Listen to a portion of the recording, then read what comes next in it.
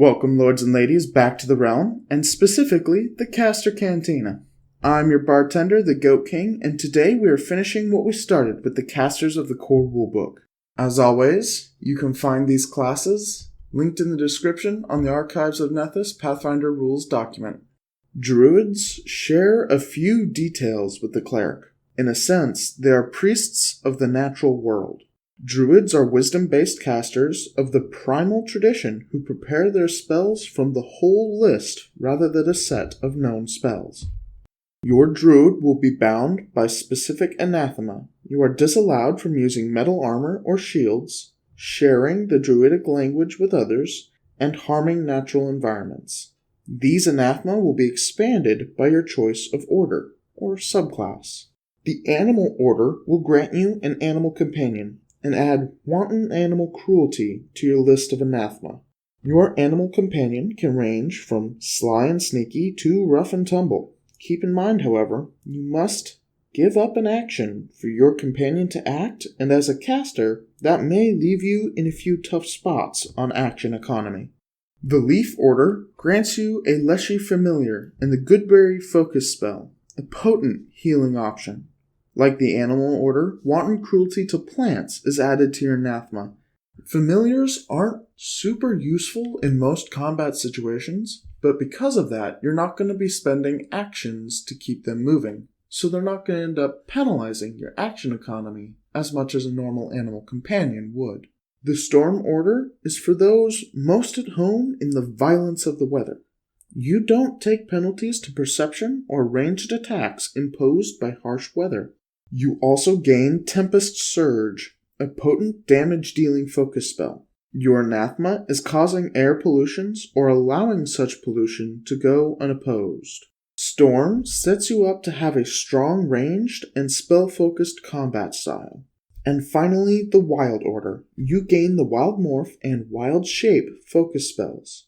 Your anathema is triggered if you ever become too domesticated by and reliant on civilization. Wild Order empowers you to enter the fray of melee, changing your body to match or partly take on animal features and the ferocity therein. Next up, the Sorcerer comes in as a charisma-based spontaneous caster, a little like the Bard. What's that? You want to know what spell tradition they use? Well, that will depend on their bloodline, duh. What focus spells do they get? Well, that also depends on their bloodline. Get a load of this, guy. So many questions. Alright. I'll tell you. The Sorcerer has 10 different options for Bloodline, which is the Sorcerer's equivalent of a subclass. For Arcane casters, we have the Draconic and Imperial Bloodlines. For Divine casters, you have 4 Bloodlines. Angelic, Demonic, Diabolic, and Undead. Occult casters include Aberration and Hag. And finally, the primal casters are Elemental and Fey. Sorcerer has an amazing number of options, and I honestly don't know how to do them justice.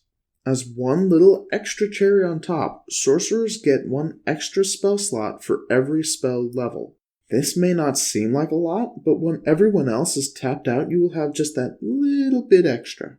Moving on to Wizards, perhaps the most iconic and spellcasty of spellcasters ever, Wizards are the final caster class of the core rulebook.